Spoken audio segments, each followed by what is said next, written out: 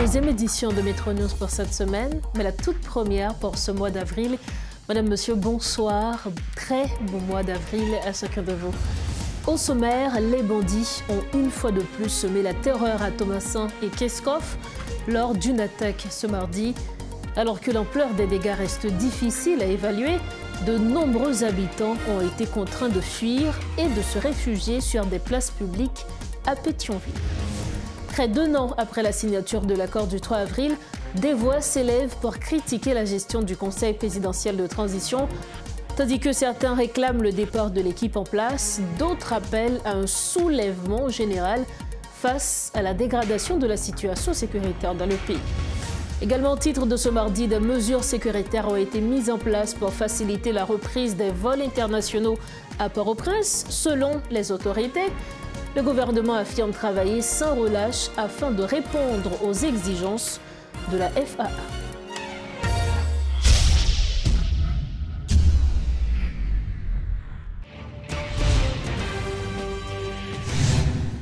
Bienvenue à tous au développement des titres de l'actualité. Comme annoncé, une journée de tension dans des localités de Keskov et à Thomasin a provoqué un nouveau déplacement des membres de la population.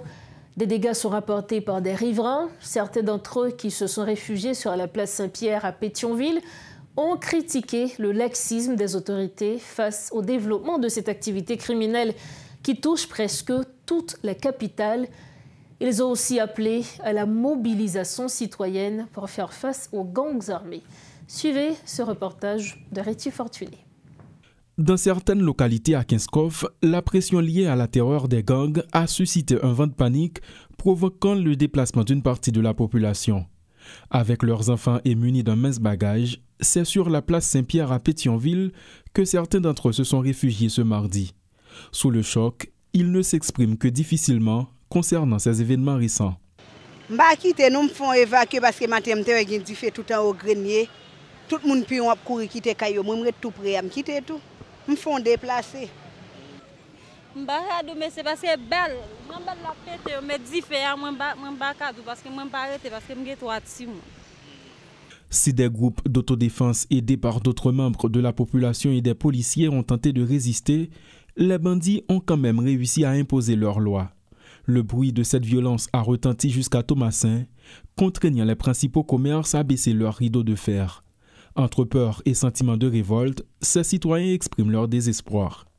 Ça dérange, parce que je regarde que je paye chaque jour qui joue, a pas amélioré. Franchement, ça me dérange, mais nous ne pouvons pas faire pour ça parce que ce n'est pas seulement zone PAM, c'est toute zone grave. Au cas où, moi, je ne peux pas arrêter la caméra, parce que c'est la vie avant tout.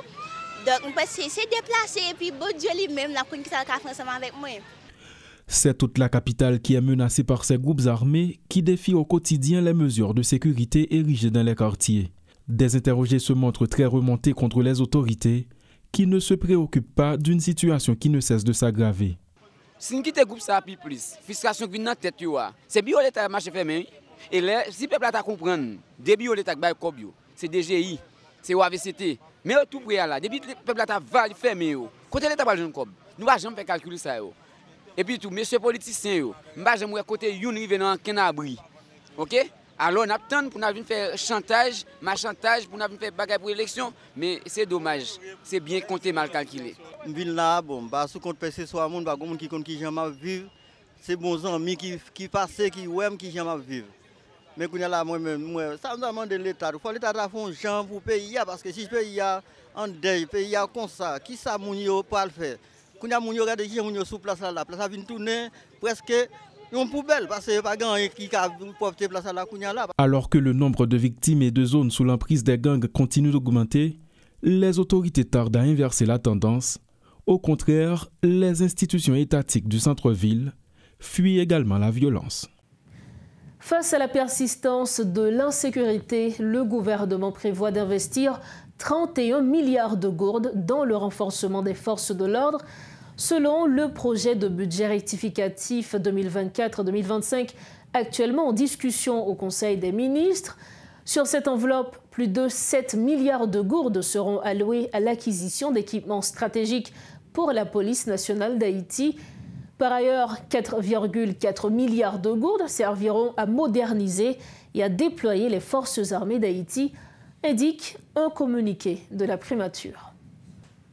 3 avril 2024, 3 avril 2025, près d'1 an après l'adoption de l'accord du 3 avril qui visait à mettre en place le CPT avec une feuille de route claire, incluant le rétablissement de la sécurité, l'organisation d'un référendum constitutionnel et des élections pour désigner des élus le 7 février 2026, le bilan est alarmant.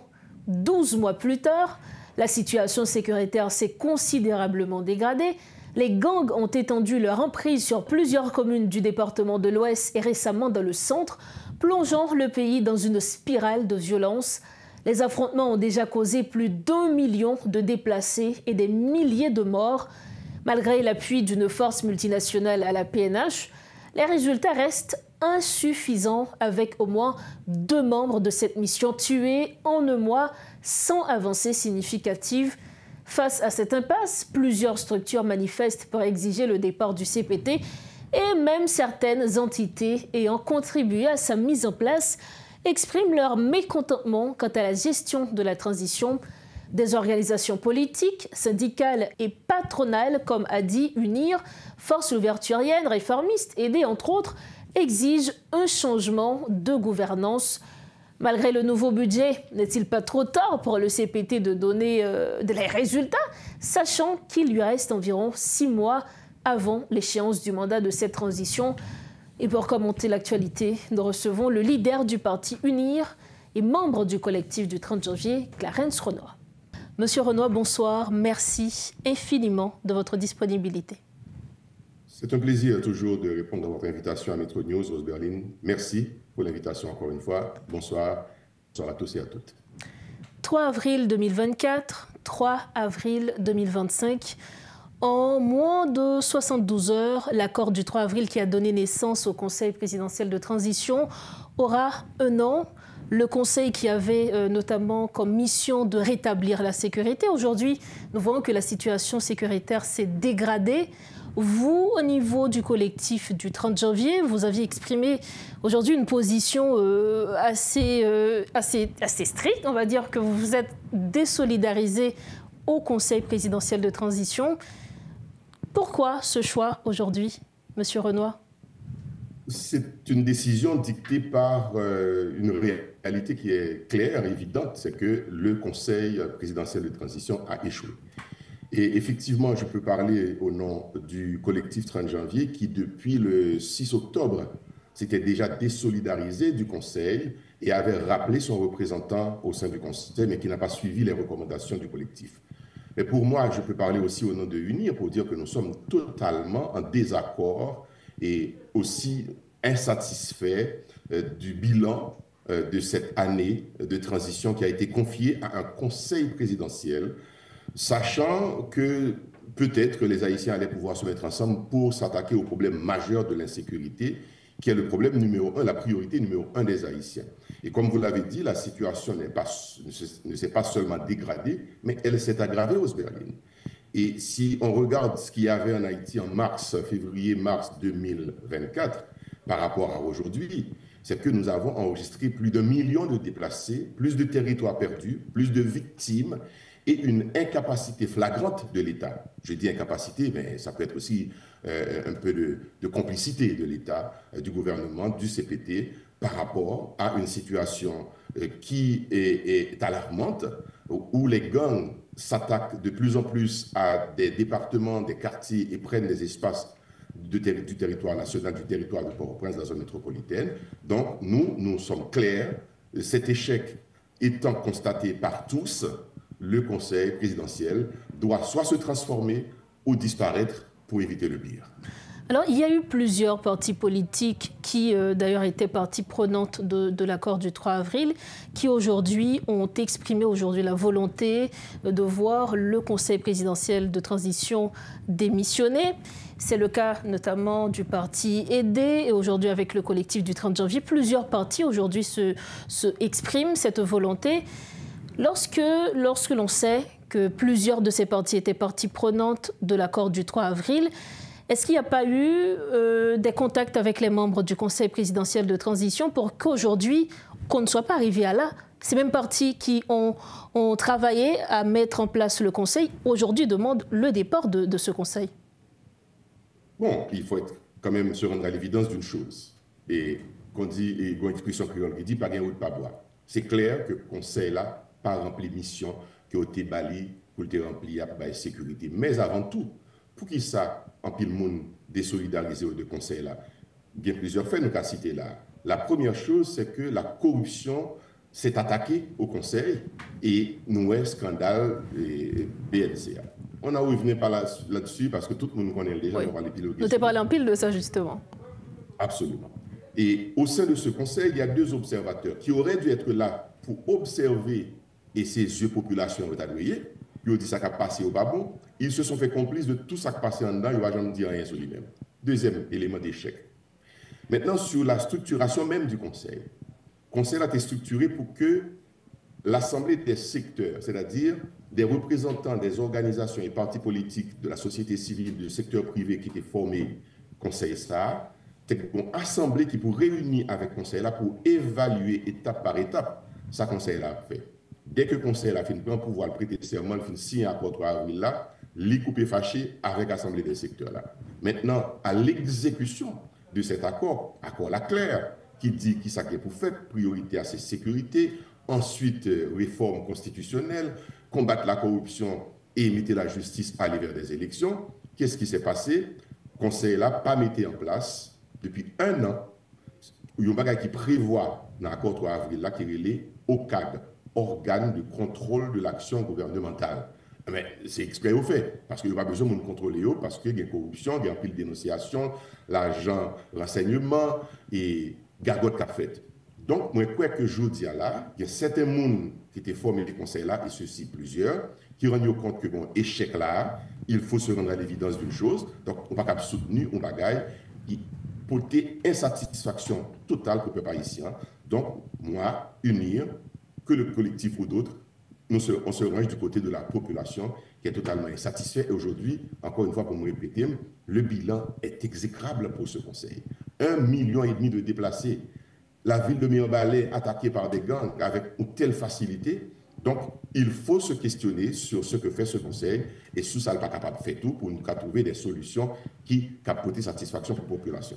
Est-ce qu'on ne pas craindre que des missions Conseil présidentiel n'ont pas empiré la crise là aujourd'hui? Oui, la crainte est là, mais c'est ça que nous dit, il faut que le Conseil soit transformé ou bien les disparaître. Transformer là qui ça? La transformation du Conseil, justement.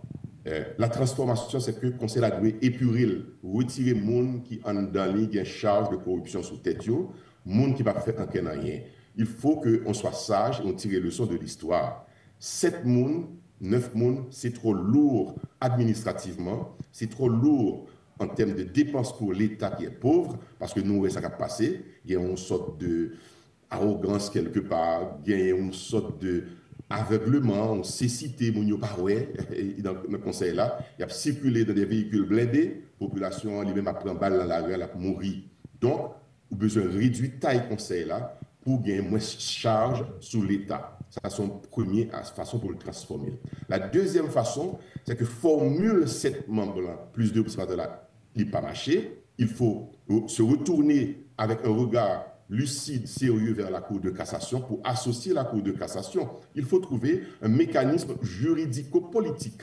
C'est-à-dire, la Cour de cassation représente encore ce qui reste dans la Constitution de 87, eh bien, retourner vers lui-même, associer-les à les secteurs politiques et la société civile. Donc, on forme un nouveau gouvernement avec un président et 3 membres de conseil qui permettent que le travail qui est pour faire là, il fait mieux, il fait avec l'aspect juridique que la Cour de cassation, représentant pour cassation à côté Bali, et l'aspect politique qui a un équilibre avec la représentation des partis politiques et de la société civile. C'est ça qu'il faut faire. Sinon, qu'est-ce qui capone sous tête nous quand on répète Damoclès, Madame Rose-Berlin, c'est que vous gagnez une colère populaire qui a grondé et qui a arrivé à une catastrophe, par contre, ça qui va le passer. Deuxièmement, vous gagnez gang qui a avancé. Donc, objectif clair, il dit, c'est prendre villa d'accueil là, prendre primature là. Donc, nous ne pouvons pas quitter que c'est gang qui a dirigé le pays. Donc, il faut trouver rapidement une formule acceptable et il doit sortir dans l'initiative pour côté conseil. Si le conseil n'a pas fait, ce conseil est appelé à disparaître. Pour nous sauver la transition, il faut faire quelque chose et ceci rapidement. Alors, est-ce que nous ne pas tomber dans un cycle infernal de transition où, dans l'intervention, nous évoqué sa population en vrai? Est-ce que la population elle-même, selon le sondage, nous pensons que pour on juge à la Cour de cassation pour formuler ça? Ou bien ce ne pas tomber dans un cycle, changer monde, mettre monde, mais le problème n'a toujours été même? Alors, soyons clairs sur sa population en vrai. La population a besoin de sécurité.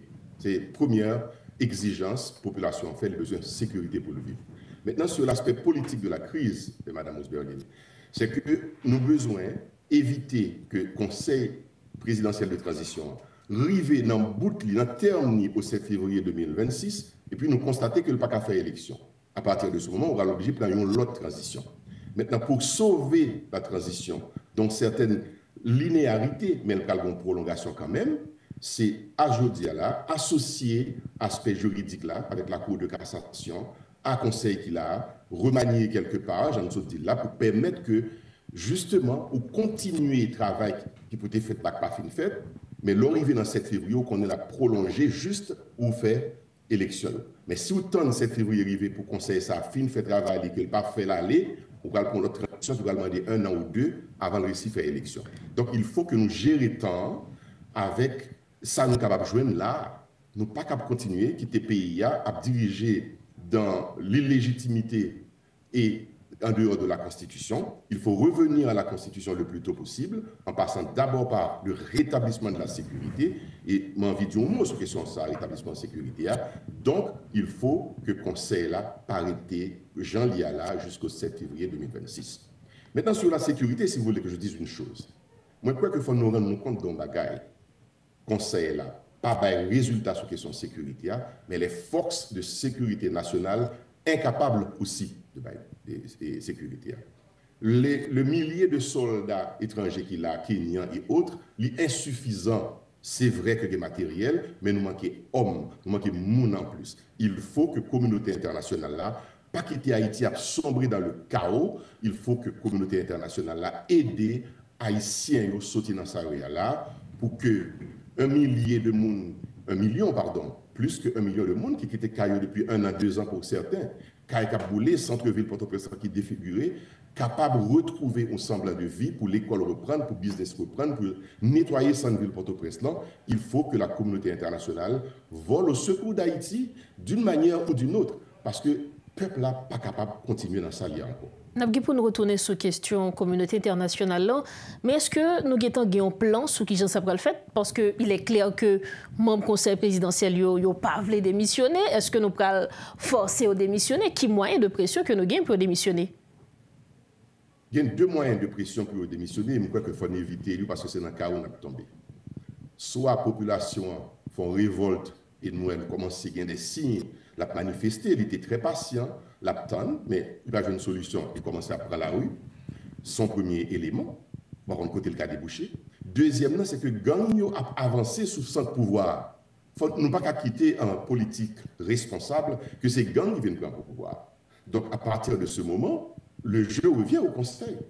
Et c'est un appel lancé directement à celui aujourd'hui qui joue le rôle de président du Conseil, M. Fridjan. Il faut qu'il prenne l'initiative pour que le Conseil n'a pas effondré totalement pour 2 situations catastrophiques nous n'avons pas arrivé. Il faut qu'il y ait une solution politique qui vienne. Et à cette solution politique, il faut joindre la Cour de cassation, associer d'autres secteurs politiques qui n'étaient pas impliqués dans la mise en place du CPT, pour que nous ayons une solution qui rapprochait le plus possible de la loi et de la Constitution pour éviter le chaos, pour éviter l'anarchie. Monsieur Renoir, on a fini sous question communauté internationale. Est-ce que je dis, avec l'arrivée de Donald Trump au pouvoir, aujourd'hui également avec l'arrivée du nouveau Premier ministre Mark Carney, est-ce que vous pensez que même apport que tu as apporté à Haïti, est-ce que c'est même intérêt à qui gagne aujourd'hui pour aider Haïti à sortir dans sa lière? De toutes les manières, pour le peu qui fait là déjà, c'est grâce à la communauté internationale, notamment les États-Unis, qui baillent un peu l'équipement, qui baillent l'argent pour que la mission qu'il a est capable de payer, est capable de fonctionner. Mais ça ne suffit pas. C'est un appel aussi qu'on doit lancer aux Américains, parce que nous avons un pile haïtien qui vit aux États-Unis, qui a contribué à la richesse des États-Unis. Nous avons haïtiens qui sont au Canada, qui sont en France. Et puis il y a des relations historiques entre Haïti, la France, les États-Unis, le Canada et d'autres pays. Moi, je pense qu'il n'y a pas qu'à quitter Haïti à sombrer. Parce qu'il y aura des conséquences, pas seulement pour Haïti, mais pour tout pays qui est dans la région carrée comme dans là, pour la République dominicaine et les autres, qui pourra le recevoir et qui chaque jour recevoir des dizaines d'Haïtiens qui veulent quitter le pays parce que conditions invivables dans le pays. Donc oui, la communauté internationale doit se sentir concernée par ce qui se passe. Et pour toucher et mobiliser la communauté internationale là, il y a des voies, nous, à unir, et d'autres, nous avons rencontré avec la communauté internationale pour nous parler avec lui, mais aussi Haïtiens qui sont dans la diaspora, quel que soit le côté, il faut que vous commencez à lever, manifester pour demander la communauté internationale là, sauver le peuple haïtien qui est dans le pays, là, qui a souffert depuis 3 ans, dans une crise qui n'est pas finie, dans une insécurité qui a augmenté le volume chaque jour plus. Côté Kay Mounio a boulé, vie Mounio exposé dans des camps qui ne sont pas faits pour recevoir autant de monde. Donc il faut trouver une solution. Seul Haïti n'est pas capable de vivre là-dedans. Il faut l'aide de la communauté internationale, une assistance, un accompagnement des forces de sécurité nationale pour permettre que nous résolvions le problème. Ça, et c'est urgent. Il faut donc une solution pour Haïti. C'est sur ces mots que nous refermons cette interview. Merci encore à vous, M. Clarence Sonan, d'avoir été avec nous. Merci de m'avoir invité, c'était un plaisir. Merci. Merci encore. Voilà donc l'analyse du leader du parti UNIR, Clarence Renoir. Il était l'invité de Métronos ce soir. Merci de votre fidélité à Métropole. Le parti politique aidé prévoit de porter plainte au parquet de Port-au-Prince contre les membres du CPT et le Premier ministre pour violation des droits fondamentaux. Il dénonce fermement le laxisme des autorités face à l'augmentation du nombre de déplacés dû à la violence des groupes armés. La population veut rentrer chez elle, pas juste recevoir un repas chaud, a déploré le secrétaire départemental Richelieu-Simonville. Selon lui, la détérioration de la situation du pays est causée par un manque de volonté politique pour résoudre la crise. Il affirme que les mouvements de protestation vont se poursuivre sans donner plus de précision. Les déclarations de Richelieu-Simonville. Depuis 1er mars, parti politique aidé a lancé mobilisation contre KPT corrompu à tout gouvernement Manfoubert. C'était la première grosse mobilisation contre le pouvoir transition qui est en décomposition. Jour qui était mercredi 26 mars, là, sous initiative, parti politique aidé, plusieurs milliers de monde encore te préparé pour te prendre la rue. Gouvernement Manfoubéen voyait un groupe mercenaire qui sortit directement dans Primati, vient craser manifestation ça pendant nous avons rassemblé.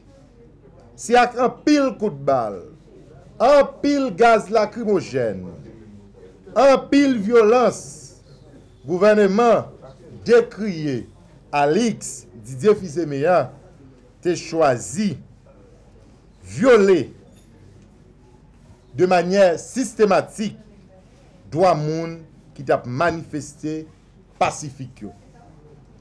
Zak Kraponay, ça, pas fait bac. Aider, pas fait silence. Au lieu de bailler peuple la sécurité, gouvernement Alix Didier Fils-Aimé choisi violer droit moun yo. Pour ça, parti politique aidé déjà activé une batterie avocat pour porter plainte contre le gouvernement ça à tout capétien pour violation de droit moun. Non, parti politique aidé pas fait bac. Mobilisation pour bien-être avec délivrance là a continué. Dans semaine ça même, parti politique aidé a manifesté dans plusieurs départements pour renverser la misère, grand goût et insécurité. Crise l'urgence, l'urgent, l'éclair, nous tous y affectés. C'est ça qui fait aider lancer mobilisation. C'est celle la mobilisation nous sommes capables de retrouver bien-être. Parce que 9 personnes qui composent le KPT1, c'est 9 personnes qui ont joui. C'est plus de $60,000 US il a rentré chaque mois. Sans contrôler, magouille, mal taillé à faire. Ça veut dire, misère masla, le babouyo. Misère peuple, le babouyo. C'est ça qui fait peuple, doit caléger. Peuple doit être vigilant. Peuple doit être un diapason pour bataille. Et nous-mêmes, travaillons la presse, journalistes, nous n'avons mot pas nous dans ça. Parce que le pays a disparu. Autre grand point de l'actualité, le conseiller président Leslie Voltaire a rencontré plusieurs hauts responsables gouvernementaux et sécuritaires ce mardi à la Villette d'accueil pour évaluer les mesures nécessaires à la réouverture progressive et sécurisée de l'aéroport international Toussaint Louverture, selon un communiqué de la présidence. Le CPT poursuit ses échanges pour relancer les vols internationaux. Ont participé à cette réunion le Premier ministre Alix Didier Fils-Aimé, plusieurs ministres intérieurs, de la justice, des travaux publics, ainsi que des représentants des forces de sécurité, de l'aviation civile et des infrastructures aéroportuaires. Toujours dans ce chapitre, des dispositions ont été prises sur le plan sécuritaire en vue de faciliter la reprise des vols internationaux sur Port-au-Prince. C'est ce qu'a fait savoir le directeur général de l'autorité aéroportuaire nationale. Invité à la rubrique Le Point de Métropole ce mardi, Yves Ducarmel-François a donné la garantie que le gouvernement travaille d'arrache-pied afin de répondre aux exigences de la FAA. De ce fait, les compagnies américaines pourraient recommencer à atterrir à l'aéroport international Toussaint Louverture avant le mois de septembre, a affirmé le responsable de l'AAN. Suivez un extrait de son intervention. Moi, je crois que nous avons des rencontres avec entre l'Office national de l'aviation civile et les autorités.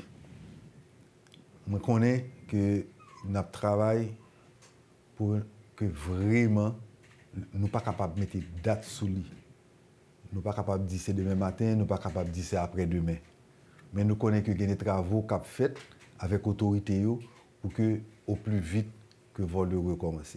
Pas oublier que c'était un événement extrêmement compliqué qui était passé et qui mettait restriction ça sous Port-au-Prince. Maintenant, je vous dis, il y a des travaux qui sont faits avec l'autorité américaine, puisque c'est eux-mêmes qui mettaient les plus grandes restrictions sous Port-au-Prince. Il y a des travaux qui sont faits avec l'autorité américaine pour que nous-mêmes, nous sommes capables d'arriver à faire dans les meilleures conditions. Je me rappelle encore que je t'ai dit déjà, en 2024, il y a 2 événements majeurs qui sont arrivés. En février 2024, l'aéroport est obligé de partir en opération. En novembre 2024, même là.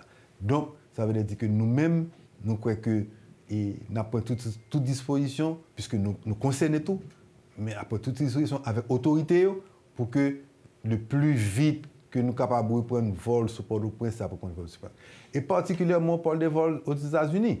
Parce que, comme on dit, il y a un autre vol qui fait de l'autre côté. Il y a un vol qui fait sur l'autre pays, avec des bâtiments de l'autre pays. Mais c'est vol États-Unis avec Canada, c'est avec la France. C'est 3 côtés ça, qui sont importants pour nous. Donc, c'est ça qui fait que je pense que une fois que... nous ne pouvons pas le faire dans ce sort tout, nous ne parlé avec des OFNAC là, j'espère que Métropole a une possibilité ça, pour nous faire une petite communication de temps en temps, pour informer le public là, de avancer qu'a fait sous question retour opération à lignes américaines, françaises et canadiennes sous la République. Que moi vini, il a pour porter clarification pour le grand public, pour la population. Il y a un pile bail qui dit, il y a un pile bail qui a parlé dans la rue, nous voulons attirer l'attention de tout le monde que son zone et son outil extrêmement sensible au aéroport. Donc, il y a dit des choses sur l'aéroport. Moi-même, directeur actuel à AN avec directeur OFNAC là, nous c'est seule autorité qui est capable de faire une bonne réponse à qui nous est capable de répondre à la meilleure question possible. Maintenant, je souhaite qu'au niveau de la presse, que porte nous toujours ouvert pour nous recevoir n'importe quel membre de la presse pour que nous baillons bonne information.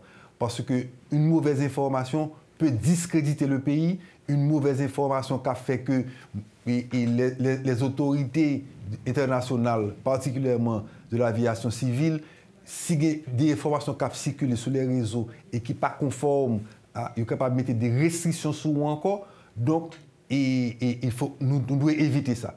Et ça veut dire que moi dis que faut nous bailler plus de communication, pour bailler plus d'informations, pour ne pas dire n'importe quoi. L'on vole pas fait, ou bien l'on ligne aérienne pas fonctionner, et puis on dit sur le réseau n'importe quoi. À ce moment-là, ça dérange le système. Ok, donc tu as essayé d'éviter ça. Je profite tout pour remercier tout employé AAN et qui m'a support pendant 3 ans que je passais déjà et tant que je pour me faire. Et m'a encouragé tout le monde pour que nous continuions le travail, pour que vraiment, là, nous pourrions aller, nous sous Jacmel, nous sous les Cailles, nous sous le Cap, et puis, il y a Port de Paix. Port de Paix enclavé depuis quelques temps. Nous avons pour nous déplacer pour nous sous Port de Paix, pour nous être capable de permettre mon Port de Paix capable de quitter la zone côté de manière pour aller. Mais c'est pas pour aller. Moi, je ne vais pas parler de ça, mais Gonzan même qui dit que un projet pour faire un aéroport dans la zone, ça, qui est capable d'un aéroport le plus important de la Caraïbe. Ou pas au courant? Et aéroport Port de Paix? Soit Port de Paix ou bien Fort Liberté. Non, Port de Paix. C'est Port de Paix? Port de Paix, parce que c'est lié à un projet qui est là depuis quelques temps déjà, depuis au moins 10 ans. Et Kiskeya. Son bon projet Kiskeya, exactement. Exactement. Donc ça veut dire que ça fait que nous déjà travaillons avec eux déjà, avec le secteur privé encore une fois, parce que c'est obligatoire pour nous de travailler avec le secteur privé. Donc nous déjà travaillons avec eux pour que d'ici vraiment, et parce que ça prend du temps, Wendell. Oui. Ça prend du temps. Nous arrivons au terme de cette édition de Metro News. Avant de partir, voici l'essentiel de l'information qui a été développée ce mardi. Les bandits ont une fois de plus semé la terreur à Thomasin et Kinskov lors d'une attaque ce mardi. Alors que l'ampleur des dégâts reste difficile à évaluer, de nombreux habitants ont été contraints de fuir et de se réfugier sur des places publiques à Pétionville. Près d'1 an après la signature de l'accord du 3 avril, des voix s'élèvent pour critiquer la gestion du Conseil présidentiel de transition. Tandis que certains réclament le départ de l'équipe en place, d'autres appellent à un soulèvement général face à la dégradation de la situation sécuritaire. Et puis des mesures sécuritaires ont été mises en place pour faciliter la reprise des vols internationaux à Port-au-Prince selon les autorités. Le gouvernement affirme travailler sans relâche afin de répondre aux exigences de la FAA. C'est sur ces informations que nous refermons cette édition de Metro News. Merci infiniment à chacun de vous de l'avoir suivi. Merci également à toute l'équipe de Métropole et rendu possible cette édition. On se retrouve bientôt. Excellent mois d'avril à chacun de vous. Bonsoir.